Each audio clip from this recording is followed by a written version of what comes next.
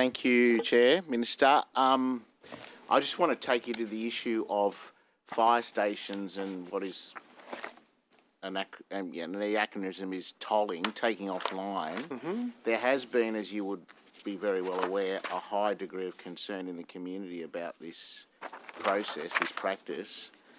And I'm told to convey the thanks from the Shadow Minister on the briefing that he got. Mm-hmm. But I just want to confirm with you that it's the tripwire for that process is that staff or available staff at the station fall below 4. Is that right?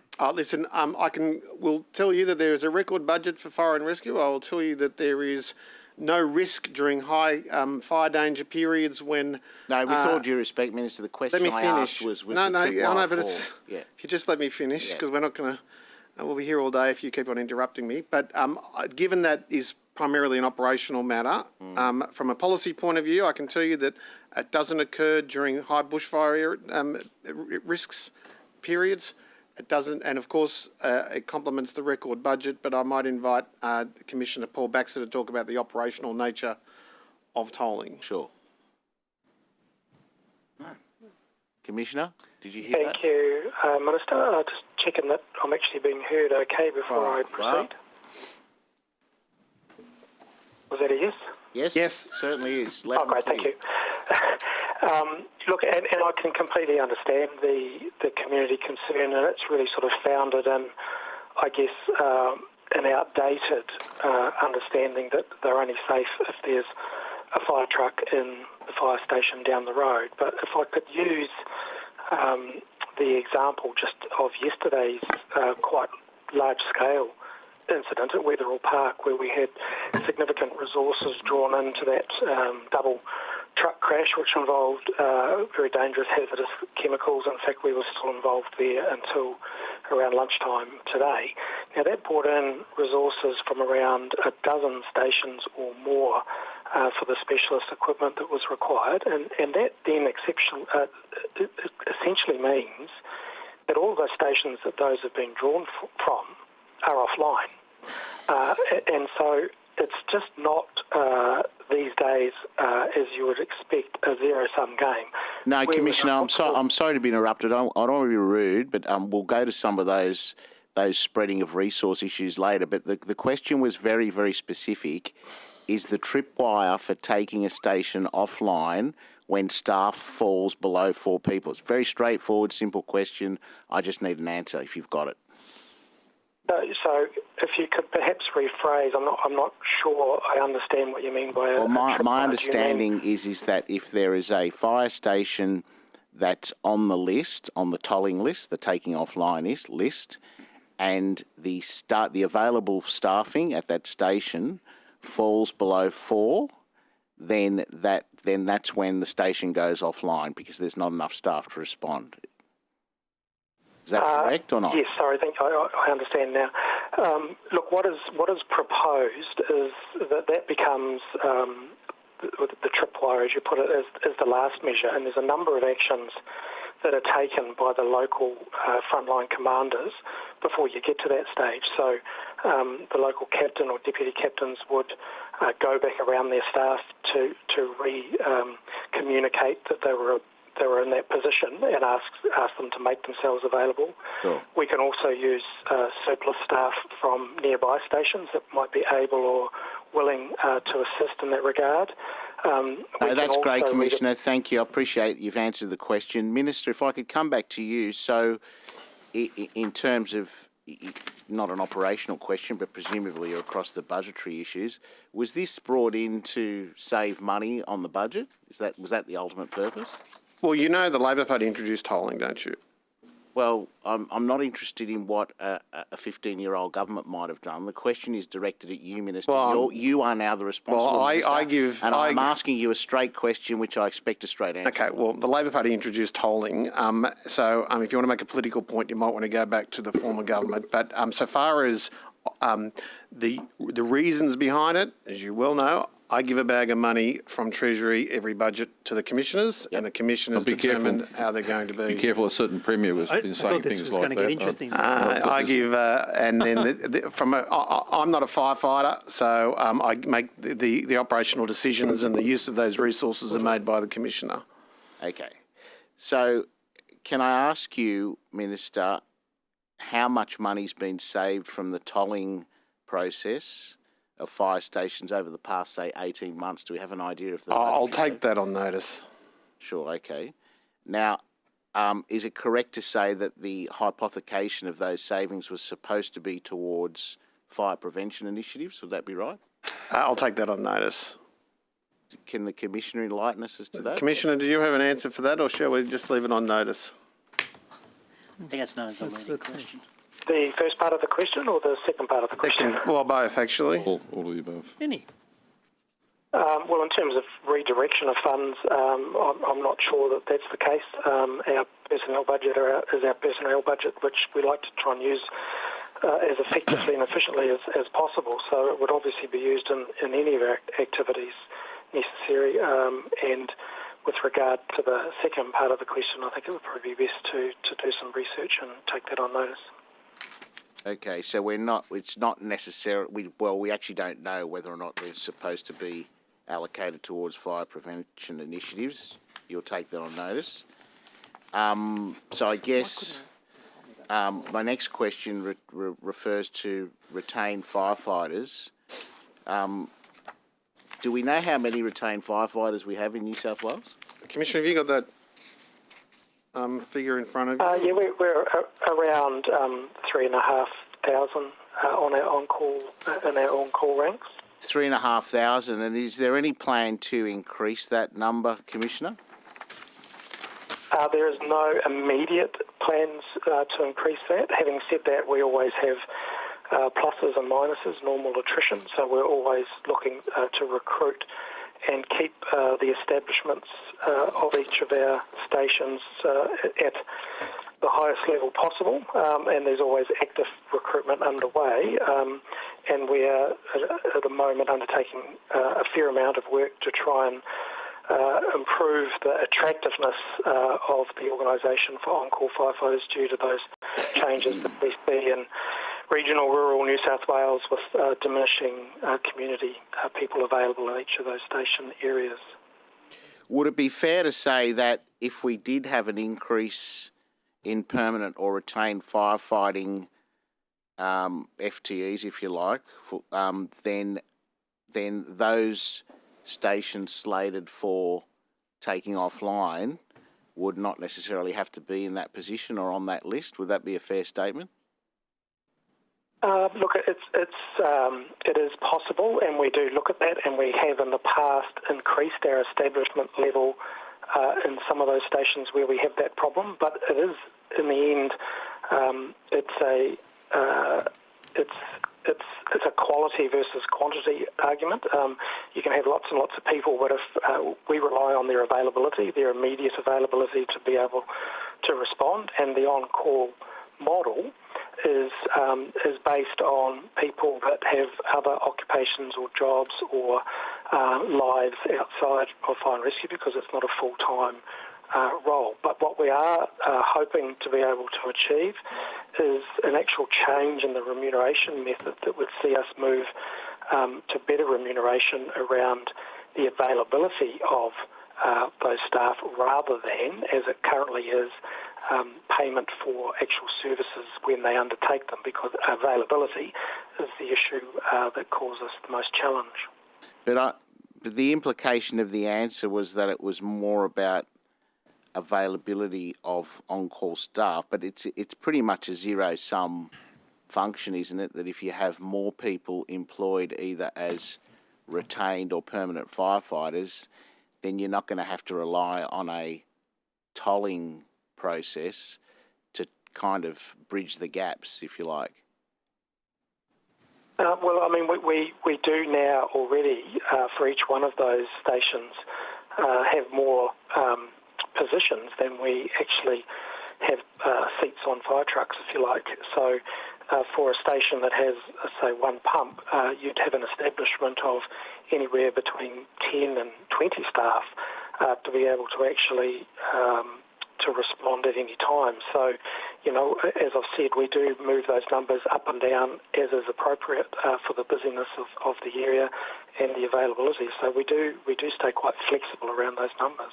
Minister, there's been a bevy of station commanders who've signed an open letter expressing concern about the safety risk. You aware of that letter?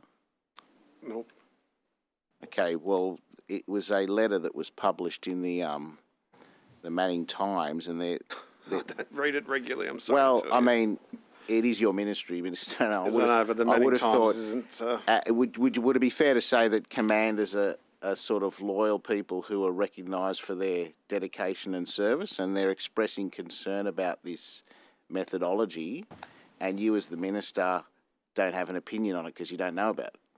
I don't read the Manning Times, mate. So you're not aware of this letter at all? No, I just told you I don't read the Manning Times. Sure. If you'd like to table it, I'll have a look at it. I will do that. Have you got it? Yeah, I have. Could you quote it for me? I'll quote it for you and I'll table it. So Can you if quote I it? could just take you to some practical examples, Minister, of the manifestation of this on the ground. One of the stations proposed for tolling is Bundina, which I understand is unmanned but serviced by retained firefighters in the area. As we all know, it's located within the Royal National Park. Now, the station nearest to Bundina is Helensburgh, which is about half an hour's drive. And according to the list that we're in possession of, in terms of the proposed stations to go on this tolling list, the two other nearest stations to Bundina it's Helensburgh and Scarborough. And both are proposed to go onto that list. Now, we had the member for Heathcote, Lee Evans, in response to these concerns, stating in the media that, as an example, and I'll quote, in the event of a Helensburgh fire station being closed, firefighters from the Bundina station or the one at Revesby could respond. So if you have a situation where Bundina, Helensburgh and Scarborough were all on this tolling system because staff had dropped below 4, you rely then on Revesby as the next closest station to service Bundina, Scarborough and Helensburgh. Is that an acceptable situation? I'll before I invite the Commissioner to answer for that question, I mean, of course, if the taxpayers of New South Wales could afford it, we would have a fire station in every single suburb. But the taxpayers of New South Wales can't afford that. And to be frank, I don't know if the operational need would be there. I'd question your geography there, because I would have thought that Sutherland or Miranda would be closer to Heathcote than Revesby would be. So I don't know what mapping skills whoever wrote that letter has. But Commissioner, would you like to expand on that? Yeah, certainly, Minister, and without getting into the specifics, I'm familiar with Bundina. They're also a community first response station as well, which means that they support New South Wales Ambulance and first response out there. Yes. So that's why I got out of there. Sorry, I'm just getting some feedback from the other voices. As I say, we look really carefully at this, and since this process has been in place since 2008, which was originally 34 stations, we're only looking to increase that by another 22. It has been managed. So sorry, Commissioner, can you just say that? So 34 currently and increasing by 22? That's right. So going 22 up, that can be. So in theory, we could have 56 stations in this process. No, well, and that would never occur at the same time, because everything is taken into consideration. Just as I gave the example of Wetherell Park yesterday, when we've got all of those stations that may be offline for any reasons, which could be training or operational deployment to other areas or injury or sickness of staff members, then we've got the ability through our network of 335 stations to move other resources around. And we do that now in a really dynamic way using software that was not available to us when we had one station in one location, and that's all the resources that we had. And our communication centre people and our frontline commanders use a whole lot of information that comes through what we refer to as our dynamic risk management tool, which looks at our current workloads, it looks at our predicted workloads based on a historic basis across time of day, day of the week, and it shows where all of our other resources, our fire trucks, are accurately using our automatic vehicle location system. So in short, it's a risk. Just let him finish. Well, I just want to get to the point. He's answering Seriously, the question, come on. The member should at least have the courtesy of allowing him to finish answering the question. Sure, Chair. I'm just conscious of time. I want to get to the Well, point. you asked the question. You're entitled to the answer, as is the rest of us. I thought we'd all been Please, very please. So Now we're I wasting was time. nearly finished in that regard. So it also uses information around the roading network, so we can see in real time how long it takes to get anywhere. So if, for example, and Bundina was an example that we were worried about the response time there, we can start moving an appliance to that area if we're concerned about those incidents. And we can also, because we work very effectively across the other agencies like the Rural Fire Service and New South Wales Ambulance and Police Rescue, look at what other resources may or may not be available in the area before we make a decision to take any particular station offline. It's a last measure for us to do it, but it's a way of moving to a more modern application of our resourcing approach rather than the old-fashioned approach was a fire truck sitting in a station to respond to its local area. And once again, that's what you see when you get a fire incident, as we saw in Wetherell Park yesterday, where significant resources are brought from all across the metropolitan area. You've already given us the Wetherell Park example. Appreciate that. But so you've done a risk analysis. Are the parameters of that risk analysis something you'd be able to share with the committee? Certainly we've got the draft Commissioner's Order, which sets out exactly the steps that we'll take, and you may be aware that we're currently in the IRC talking that through. It's very operational in nature, but it does very clearly set out the different steps that we would take before we would take those stations offline, and once again taking into account all factors that we consider at any one time, like the fire weather situation, whether we've got any total fire bans in place, whether we're currently experiencing adverse weather or whether we've got weather warnings coming through. But in the end, our frontline commanders have got a lot of experience managing the ones that we have done since 2008, and I've got a lot of confidence in them to be able to do this going forward. I appreciate that, Commissioner. So what we're saying is that the risk analysis gives you, Commissioner, and you, the Minister, a level of comfort that in a situation like the one I outlined, and let's just say, for argument's sake, the closest station, Helensburgh, has got people. It hasn't been taken offline. Then a half an hour trip to Bundina. That the risk analysis looks after that, does it? Is that what we're saying, Commissioner? Sorry, I had some trouble just hearing that question. Could that be reput? Well, the question was, Commissioner, is that notwithstanding the risk analysis, or given the risk analysis, you're comfortable that in the event that Helensburgh did have personnel, it wasn't taken offline, Bundina's offline because you've dropped below 4, the risk analysis covers you in terms of your comfort over providing firefighting service to Bundina with a half an hour travel time.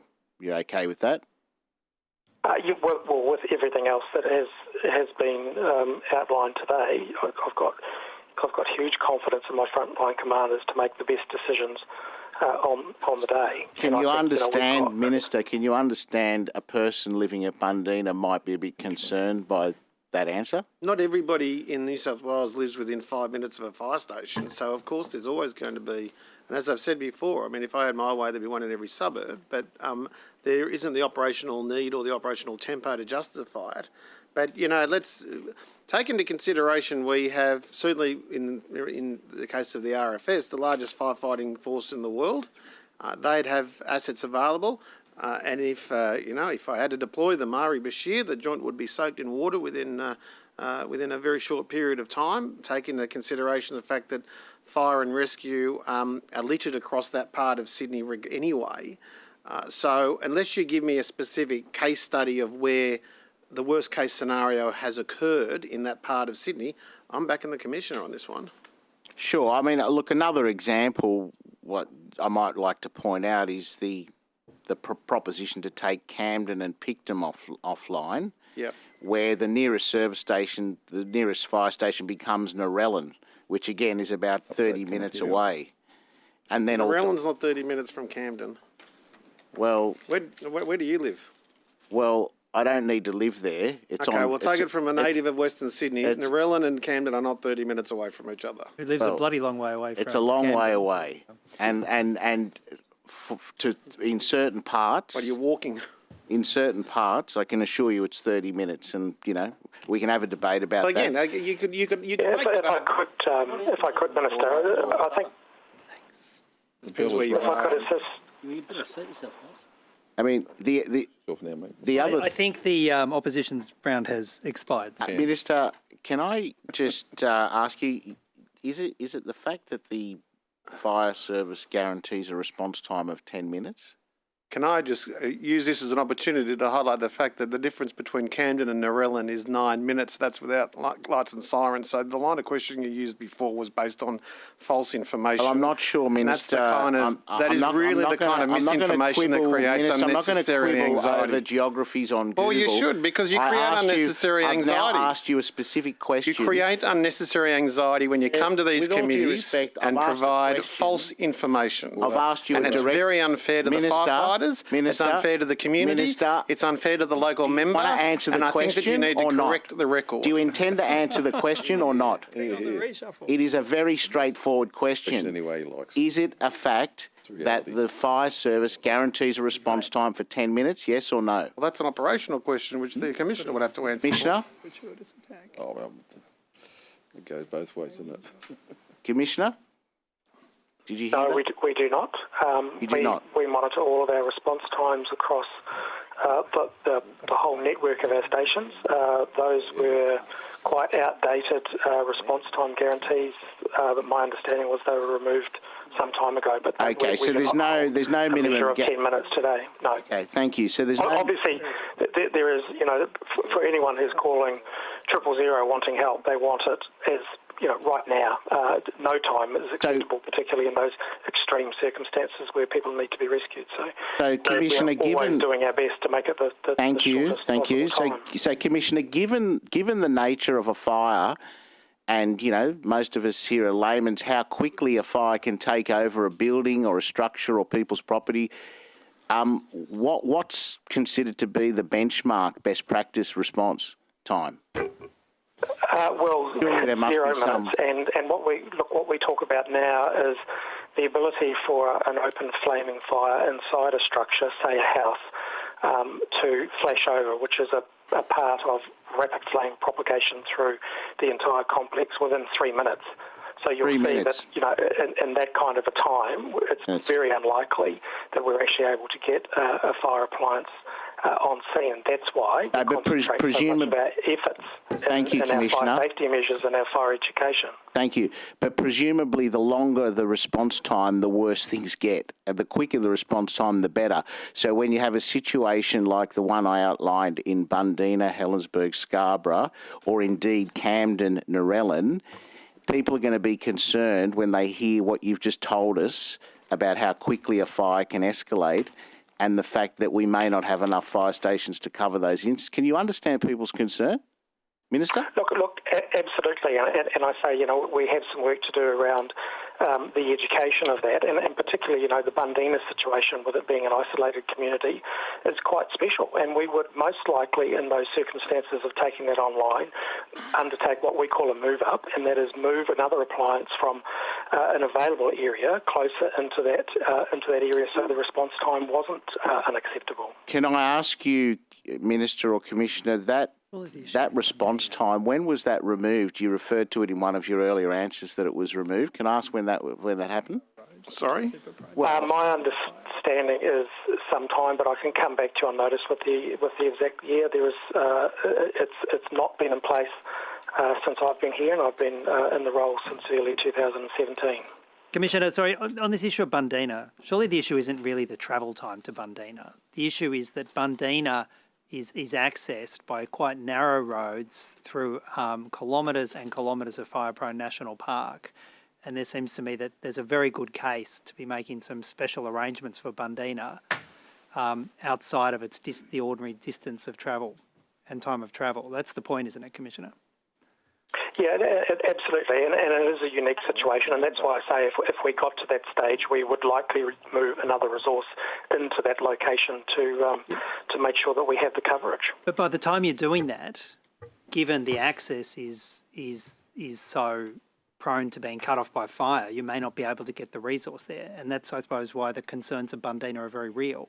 If that's the policy arrangement, it may not be. Well, that's a different. A fire situation would be a different situation altogether. And oftentimes, when a station might be being taken offline, we've got advanced knowledge of it. So it might be a predicted absence because someone's going to the city for a doctor's appointment, or someone is going to the city for another event. So we're able to plan for that. So on top of the 22 stations that are proposed to go on this tolling list, are there any more that could potentially go onto that list? There is only the total of 56 that are contained within the current proposal in my Commissioner's order. However, having said that, the example I gave yesterday around Weatherall Park, it's an everyday event. Our stations go offline every day because they're dealing with incidents, whether they're multiple or subsequent incidents or concurrent incidents.